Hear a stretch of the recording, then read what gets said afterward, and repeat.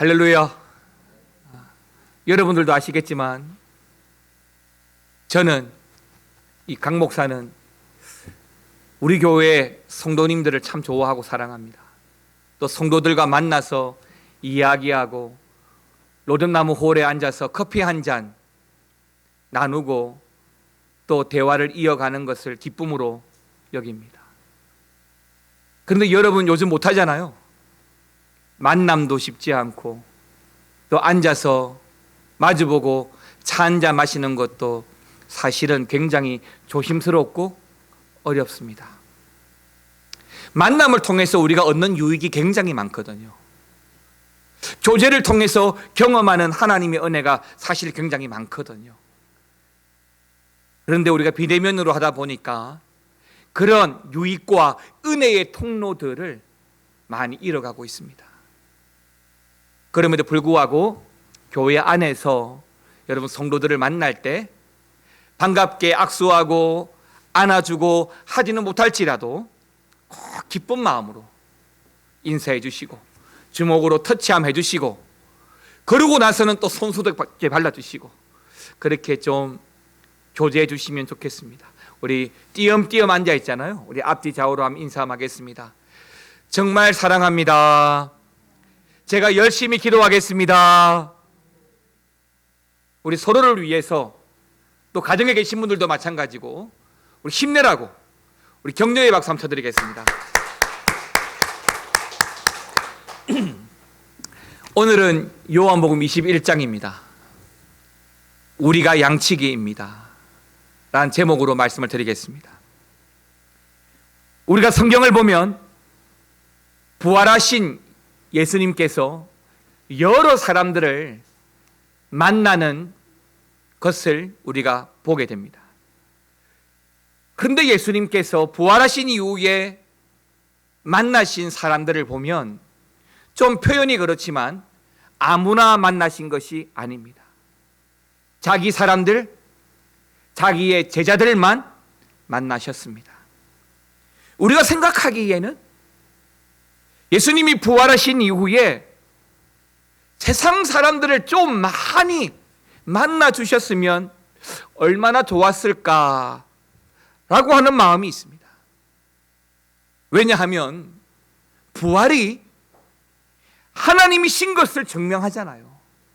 십자가에 못 박혀 죽으신 그 예수님이 부활하셨다라고 하는 그 사건은 그동안 거부하고 믿지 않았던 세상 사람들이 예수님을 믿기에 딱 좋은 증거잖아요. 지난날, 그러니까 십자가 사건 이전까지만 하더라도 예수님은 여러 사람들 앞에 많은 기적들을 보여주셨습니다. 그러다가 실제로 부활하시고 난 이후에는 물론 40일 정도 짧은 기간이었지만 그러한 기적들을, 사건들을 보여주지 않았습니다. 그리고 만나는 사람들도 말씀드린 것처럼 자기 사람들, 또 예수님의 제자들만 만나 주셨습니다.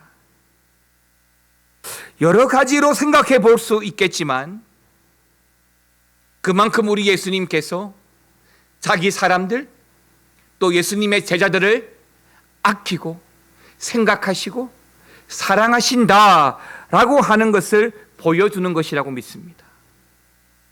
그러나 단순히 예수님을 따르던 사람들, 그들을 위로하고 그들을 더 잘 믿게 하려고만 만나는 것이 아닙니다. 그보다 자기 사람들에게, 예수님을 따르던 그 사람들에게, 제자들에게 예수님 십자가와 부활, 그리고 승천 이후에 바로 그들에게 정말 중요한 사명을 맡기시려고 만나주시는 것입니다.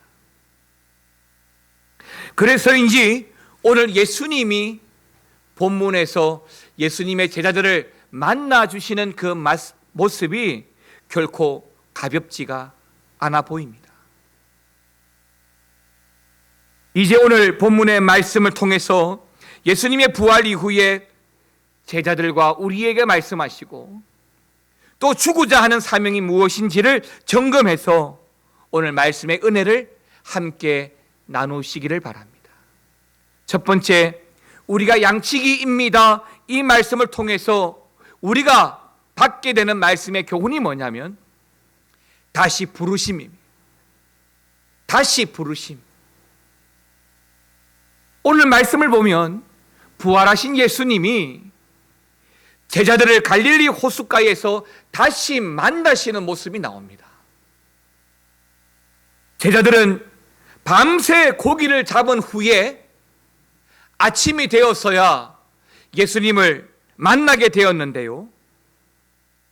나중에 읽어보겠지만 15절 말씀에 보게 되면 예수님이 그날 아침에 조반을 아침 식사를 제자들과 함께 하시고 있는 모습이 나옵니다.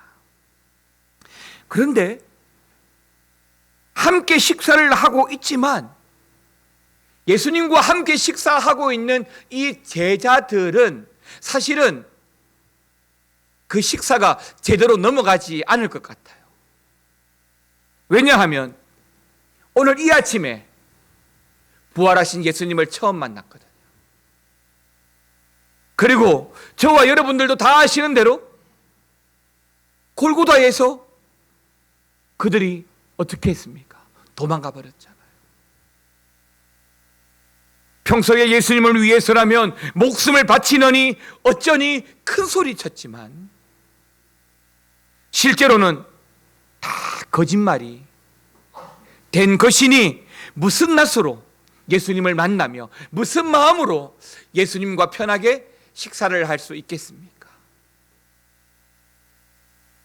그러나 예수님은 제자들을 그렇게 생각하지 않으시는 거죠. 사랑하는 성도 여러분, 우리가 오늘 말씀을 보면 예수님과 제자들이 처음 만나 처음 식사를 하고 있습니다마는 그 아침 식사의 자리를 누가 준비하고 누가 초대하고 있습니까? 여러분 12절 요한복음 21장 12절 말씀을 같이 한번 읽어보겠습니다. 예수께서 이르시되 와서 조반을 먹으라 하시니 제자들이 주님이신 줄 아는 고로 당신이 누구냐 감히 묻는 자가 없더라. 예수님이 제자들에게 뭐라고 말했다고요? 와서 아침을 먹으라 라고 했습니다. 그러니까 예수님이 준비를 다 해놓으시고 제자들을 뭐 하신 거예요? 부르신 거예요. 여러분 이게 보통의 은혜가 아닙니다. 무슨 말이냐면 제가 지지난 주에 말씀을 드린 적이 있는데요. 유대인들은 아무나 식사의 자리에 초대하지 않습니다. 정말 가족같이 여기거나 정말 내가 좋아하는 사람이 아니면 식사의 자리에 초대하지 않습니다.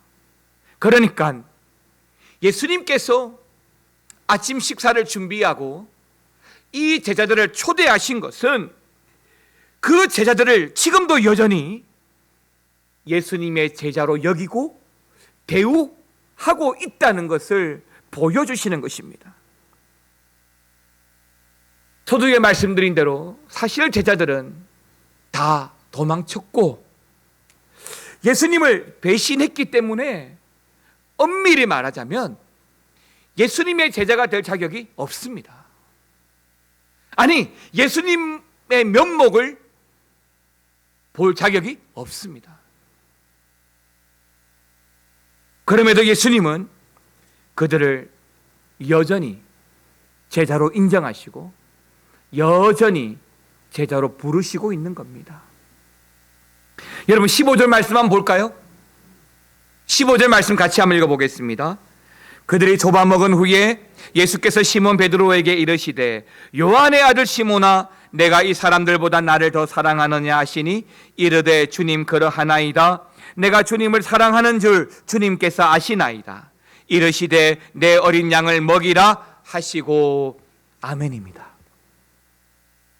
여기서 예수님께서 베드로를 부르시는데 뭐라고 부르시고 있죠? 누구라 부르신다고요? 요한의 아들 시몬이라고 부르고 있습니다. 그것도요, 몇 번 부르고 있습니까? 반복해서 3번 연속으로 요한의 아들 시몬이라고 부르고 있습니다. 그런데 여러분, 우리는 사실 이 시몬의 이름을 뭐라고 부릅니까? 베드로라고 부르지 않습니까? 그런데 왜 오늘 본문에서는 그 베드로를 베드로라 부르지 않고 자꾸만 시몬이라고, 그것도 요한의 아들 시몬이라고 부르고 있는 걸까요? 여러분도 아시겠지만 베드로의 원래 이름은 시몬이 맞습니다. 그런데 예수님이 베드로를 부르실 때에 베드로 대신 시몬 대신 반석이란 뜻의 게바라는 새 이름을 주셨던 것이죠. 그 게바라는 이름이 헬라어로 페트로스이고, 이 말을 굳이 우리나라 말로 발음하면 베드로가 되었던 것입니다. 하여간 이 베드로의 본명이 시몬이고 예수님이 새로 주신 이름이 게바 혹은 베드로였던 것입니다. 그래서 평소에 예수님은 이 베드로를 베드로라고 부르기보다는 시몬이라고 자주 불렀던 것입니다. 그런데 오늘은 부활하시고 난 이후 처음 만난 그 자리에서 그 베드로를 부를 때에 그냥 시몬이 아니라 요한의 아들 시몬아라고 부르고 있다는 것을 우리가 주목해 볼 필요가 있습니다. 그러니까 누구의 아들 누구, 이 말은 아브라함의 아들 이삭, 이삭의 아들 야곱, 이런 식으로 부르고 있다는 것이죠. 보통 유대인들이 누군가를 소개할 때 예의를 갖추고 정중하게 소개하고 부를 때에는 이렇게 불렀습니다. 누구의 아들 누구라고 말이죠.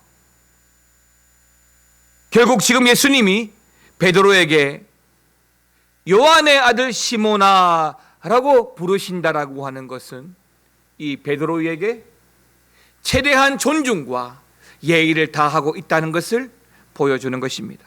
그러니까 베드로가 큰 실수했습니다. 큰 잘못, 큰 죄 지었습니다. 그런데 그 때문에 예수님께서 이 제자들을 함부로 대하거나 막대하는 것이 아니라는 것이죠. 사실 예수님이 그렇게 대한다고 한들 이 제자들이 한마디라도 할 말이 있겠습니까? 없죠. 십자가 사건 전후에 제자들이 예수님에게 보였던 일들을 생각하면 그들이 얼마나 큰 실망을 안겨드렸고 얼마나 큰 잘못을 저질렀습니까? 특히 그 중에서도 특히 누구요? 베드로. 베드로는 더욱 그렇습니다. 그럼에도 불구하고 예수님은 아주 예의를 갖추어서 지금 베드로를 만나주시고 베드로와 함께 식사하시고 베드로와 함께 대화하시고 그를 부르시는 것입니다.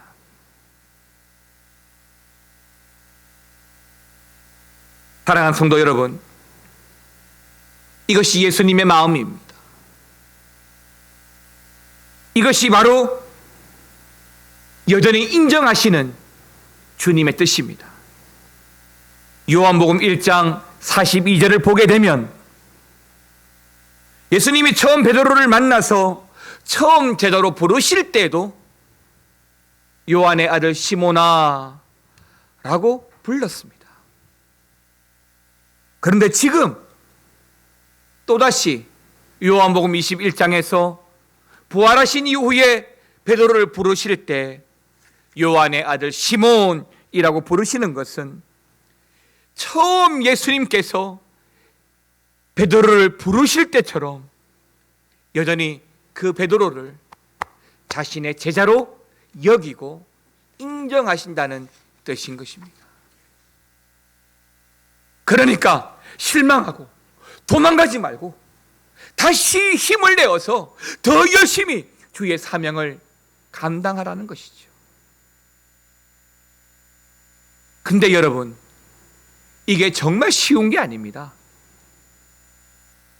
사람이 한번 등 돌리면 그 돌린 등을 다시 돌리기가 쉽지 않잖아요.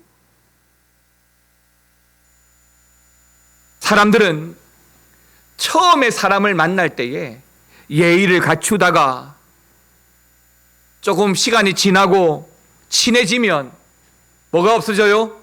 격이 없어진다 그러잖아요. 그러면서 편하게 또는 함부로 대하는 경우가 참 많습니다.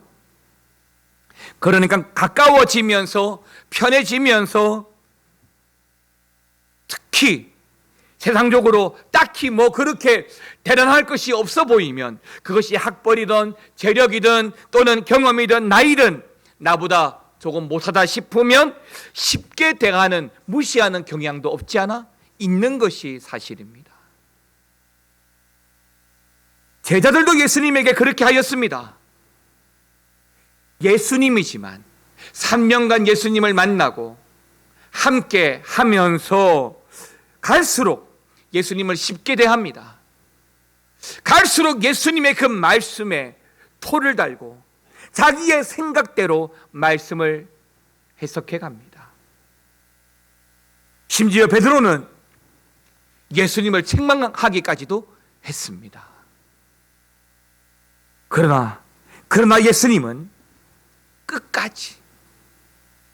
끝까지 제자들에게 변함없이 대해 주셨고, 오늘 본문에서도 여전히 요한의 아들 시몬아라고 부르시며 그를 바라봐 주십니다. 정말 막대해도 될 것 같은 상황에서도 도리어 더 소중하게 대해 주셨습니다. 우리의 실수 때문에, 우리의 잘못과 우리의 죄 때문에, 우리의 죄인됨에 그 상처로 인해서 고개조차 들 수 없고 감히 하나님 앞에 나와서 기도하고 예배하기도 부끄러워하고 어려워하는 우리들, 예수님께서 막대하지 않고 정말 귀하게 존중히 예의를 갖추어 대하며 그렇게 상한 마음을 위로하시고 다시 일어서서 제자로서 그 사명 감당할 수 있도록 불러주시고 있는 겁니다. 그 예수님이 제자들을, 그리고 오늘 저와 여러분들을 그렇게 부르시는 겁니다. 두 번째로, 하나님은 우리를 양치기로 세우십니다. 예수님께서 이렇게까지 제자들을 만나주시고 소중하게 대해주시는 이유가 뭘까요? 조금 전 말씀드린 대로 막대하고 그렇게 대하지 않아도 할 말도 없지만, 그럼에도 불구하고 우리 주님께서 소중하게 대해주시는 이유가 뭘까요? 그것은 아무리 생각해봐도 한 가지밖에 없어요. 물론 근본적으로 한 가지가 더 있겠네요. 예수님이 우리를 사랑하시기 때문에, 그리고 또 하나, 바로 예수님의 사명, 복음의 사명을 감당할 사람으로 세우기 위해서 지금 낙심하고 지금 주저앉아 있고 지금 힘들어하고 죄인됨에 부끄러워 도망가고 싶어하는 우리들에게 주님은 다시 부르시어 주의 그 사명, 십자가 복음 감당하라고 그렇게 예의를 다해 얼레고 달래며 우리를 부르시는 것입니다. 예수님에게 제자들은 예수님의 그 사명을 물려받을 자들입니다. 오늘 우리는 본문의 말씀을 통해서 예수님과 베드로의 대화를 보고 있습니다. 예수님이 베드로에게 3번이나 똑같은 질문을 하시고 아울러 똑같은 사명을 3번씩이나 주고 있습니다. 그것이 바로 주님의 양을 돌보라는 것입니다. 양치기가 되라는 것입니다. 15절 끝을 한번 보십시오. 내 어린 양을 먹이라고 합니다. 16절 끝에도 17절 끝에도 내 양을 치라, 내 양을 먹이라 라고 하십니다. 그러니까 같은 말씀을, 같은 사명을 3번이나 말하는 것은 그만큼 이 사명이 중요하다는 것이고, 그만큼 우리가 이 사명을 잊어버리지 말고 감당해야 한다고 강조하고 있는 것입니다. 그런데 이 장면이 정말로 놀라운 장면인데요, 원래 양을 치는 일은 우리의 참목자 되신 예수님이 하셔야 되는 일입니다. 선한 목자이신 예수님만 하실 수 있는 일입니다. 그런데 그 사명을, 그 양치기의 사명을 오늘 베드로에게 그리고 제자들에게 위임하시고 있는 것이죠. 그래서 그냥 양을 치라고 하지 않고 뭐라고 했습니까? 누구의 양요? 내 양, 내 양. 주님의 양, 예수님의 양이라고 하시는 것입니다. 예수님이 자신의 양을 다 베드로에게, 다 여러분들에게 맡기시겠다는 겁니다. 비록 실패했지만, 비록 도망가 버렸지만, 그럼에도 불구하고 예수님께서 바로 그들에게 주님의 양을 맡기시겠다는 것입니다. 그만큼 제자들과 그리고 오늘 저와 여러분들을 소중히 여기시고 우리가 목자로서 양치기가 되는 것이 얼마나 중요한지를 주님이 말씀해 주고 있다는 것을 믿으시기 바랍니다. 그리고 그렇게 해야, 그렇게 해봐야 비로소 예수 믿는 것이 무엇인지, 신앙생활이 무엇인지 제대로 알게 될 것입니다. 예수 믿는 것, 신앙생활 하는 것, 이것을 제대로 하려면 반드시 헌신과 수고가 필요한 것입니다. 18절과 19절 말씀을 보면 예수님께서 베드로의 죽음에 대해서 이렇게 예언을 하셨습니다. 내가 진실로 진실로 내게 이르노니 내가 젊어서는 스스로 띠뛰고 원하는 곳으로 다녔거니와 늙어서는 내 팔을 벌리리니 남이 내게 띠띠우고 원하지 아니하는 곳으로 데려가리라. 이 말씀을 하심은 베드로가 어떠한 죽음으로 하나님께 영광을 돌릴 것을 가리키심이더라. 이 말씀을 하시고 베드로에게 이르시되 뭐라고 하셨습니까? 나를 따르라 라고 하셨습니다. 그러면서 예수님께서 베드로에게 너가 앞으로 어떻게 죽는다라고 말씀하십니다. 그런데 베드로가 장차 어떻게 죽는 그 모습이 하나님께 뭐가 될 거라고 합니까? 여러분 19절 말씀만 보세요. 베드로가 죽는 그 모습이 우리 하나님께 뭐가 될 거라고 하죠? 영광이 될 거라고 합니다. 그러면서 19절 끝에 나를 따르라 라고 말씀하시고 있습니다. 이 말씀은 예수님처럼 양치기로, 목자로 따르라 라고 하는 말입니다. 그리고 그렇게 양치기로 살다가 예수님처럼 죽을 것이고 그것이 곧 하나님께 영광이 된다라고 하는 말씀이에요. 사랑하는 성도 여러분, 어느 교회 어느 목사님이 순교란 말을 함부로 사용하시는데, 예수님이 기대하시는 순교는 양치기로 살다가 온전하게 주의 사명 감당하는 겁니다. 그리고 세월이 흘러 때가 되어 주의 부르심을 받아 죽음을 맞이하고 천국을 가게 될 때 하나님께서 잘했다, 착하고 충성된 종이라 부르시는 겁니다.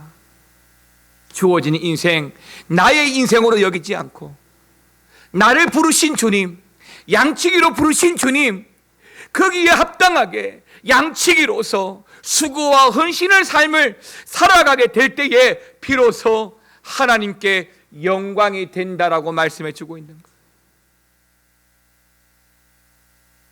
그래서 22절 끝에도 너는 나를 따르라 라고 하시는 것입니다.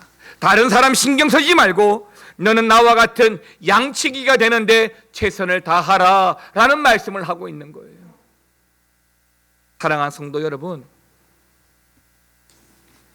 예수 믿으시잖아요.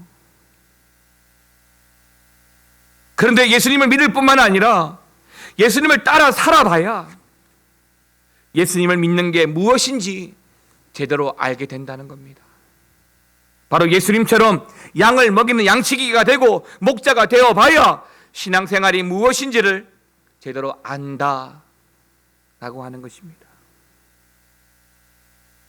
마치 부모가 되어 보기 전에는 부모의 마음을 다 알 수 없듯이 예수님과 같은 목자가 되어 보기 전에는 제대로 예수님을 알지도 신앙생활이 무엇인지도 알 수 없다는 것입니다.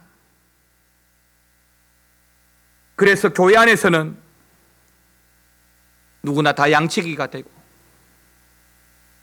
작은 목자가 되어야 할 줄 믿습니다. 영적으로든 육적으로든 누군가를 섬기고 돌보고 먹여 살리는 자들이 되어야 한다는 것입니다. 가정에서도 자녀를 돌보고 양육하는, 먹여 살리는 목자가 되어야 하고, 교회에서도 심지어 세상에서도 중보하고 기도하는 양치기들이 되어야 합니다. 이것은 목사나 전도사나 교회 교사나 순장에게만 해당되는 것이 아닙니다. 누구든지 교회 안에서는 예수님처럼 양치기가 되어야 합니다. 그냥 주일 예배만 살면시 다니거나 또 이름 없이 빚도 없이 007처럼 은밀하게 다니거나 아니면 백로처럼 고고하게 다니지 말고 양치기로 살아가야 할 줄 믿습니다. 저는 이 말씀을 준비하면서 예수님의 심정으로 우리 교회를 다시 한 번 더 둘러보게 되었습니다. 양치기의 삶을 사시는 분들이 얼마나 있는지, 또 양치기로 세울 만한 분은 얼마나 있는지. 근데 조금은 걱정이 되더라고요. 왜요? 아무나에게 맡길 수는 없으니까요. 양치기는 주님의 말씀과 목사의 가르침도 신앙교육도 잘 받으신 분이어야 하니까요.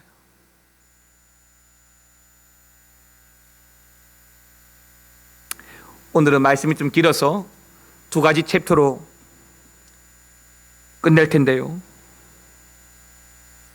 우리 교회는 단 한 명뿐이지만 고3 학생이 있습니다. 양준모라는 학생이 있죠. 양준모는 우리 양승춘 안수 집사님의 아들입니다. 요즘 코로나 때문에 공부하기가 굉장히 어려울 겁니다. 이제 수능 시험 치룰 날도 얼마 남지 않았고 힘들 겁니다. 여러분 기도 많이 해주시기 바랍니다. 근데 만일 준모가 코로나 때문에 제대로 공부가 안 되고 집중이 안 된다고 해서 감히 제가, 담임 목사인 제가 가르치겠다고, 수학을 가르치겠다고, 영어를 가르치겠다고 덤벼들 수 있겠습니까? 저는 수학이 싫어서 이과를 포기한 사람입니다. 그런 제가 어떻게 지금까지 열심히 공부해온 준모를 가르치겠습니까? 아무나에게는 못 맡기는 거죠. 목사라고 해서 맡길 수 없는 거죠. 저에게 맡길 바에야 혼자 하는 게 훨씬 더 낫죠. 영적으로도 신앙적으로도 그렇지 않겠습니까? 영적인 좋은 양식이나 목자들이 있으면 얼마나 좋겠습니까? 세상에 영향력이 있고 세상이 감당하지 못할 그런 영성의 소유자라면 하나님이 당장 쓰시지 않겠습니까? 저나 여러분들이 그런 사람들이 되기를 주님의 이름으로 축원합니다. 그것은 교회나 목사나 교사에게 맡기는 것이 아닙니다. 학교 선생님이나 학원 선생님에게 맡기는 것도 아닙니다. 성도가 해야 할 일이고 저와 여러분들이 해야 할 사명입니다. 코로나 때문에 주일날 교회에 모이지 않습니다. 몇 개월 동안 교회 사역을 못했습니다. 다 끝나고 나서, 코로나가 다 끝나고 나서 이제 끝났으니 다시 시작하면 그때처럼 곧장 영적 열심을 가지고 달려들 수 있겠습니까? 안 될걸요? 어떤 운동이든 웜업이 필요해요. 웜업이. 그런데 그때만 기다리지 말고 그때 가서 사명자가 되어야지, 양치기가 되어야지 기다리지 말고 지금 비대면으로 가정에서 예배를 드리고 많은 사역들을, 활동들을 하지 못한다 할지라도 지금 내 영성이 깨어있지 않으면 모든 것이 정리가 되어지고 난 이후에 다시 시작하실 때 하나님 불러도 주님이 양측으로 나를 세워도 내가 감당할 수 없게 된다는 거예요.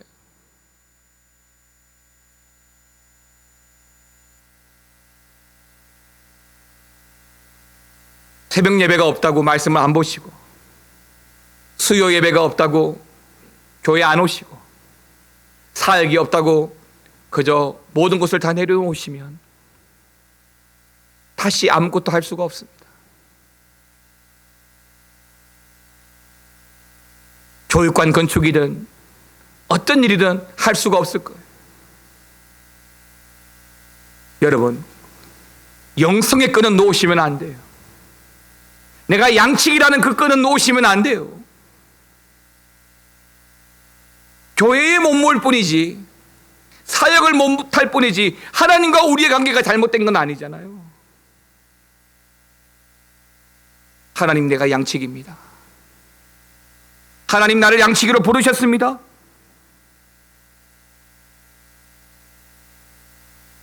그런 사명을 가지셔야 됩니다. 정부가 코로나19로 인해서 사회적 거리두기를 3단계에 준하는 2.5단계를 다음 주 한 주간 더 연장했습니다. 이럴 때에 우리 예수 믿는 사람들이 어떻게 절신해야 할까 굉장히 중요하다고 봅니다. 저는 지금까지 주일은 생명처럼 지켜야 하고 예배는 성도의 의무로서 어떠한 일일 수도 마땅히 해야 한다고 믿습니다. 그러나 전국적으로 확산되고 있는 지금의 이 코로나19 바이러스는 사실 많은 교회의 이름이 매스컴에 나오고 또 목사와 성도들의 실명이 그리고 확진자의 대열에 들어가는 것을 보면서 목사로서 마음이 너무나 아팠습니다. 이런 때에 저의 관점은 한 가지입니다. 과연 주님은 어떻게 보실까? 과연 주님은 어떻게 보실까? 지금의 사회적 현상을 어떻게 보실까? 지금 이런 현상 속에 살아가는 나를 주님은 어떻게 보실까? 지금 우리 미아 중앙교회를 주님은 어떻게 보실까? 저는 지금의 교회가 정부의 방침대로 예배하고 주의하고 지켜가는 것이 안타깝지만 맞다고 생각합니다. 어려울 때일수록 우리 교회는 교회뿐만 아니라 세상의 양치기로서 그 세상을 이끌어가야 할 책임이 있기 때문이죠. 훗날 이 코로나가 끝나고 난 이후에 교회는 세상 앞에 어떤 모습으로 서 있게 될까요?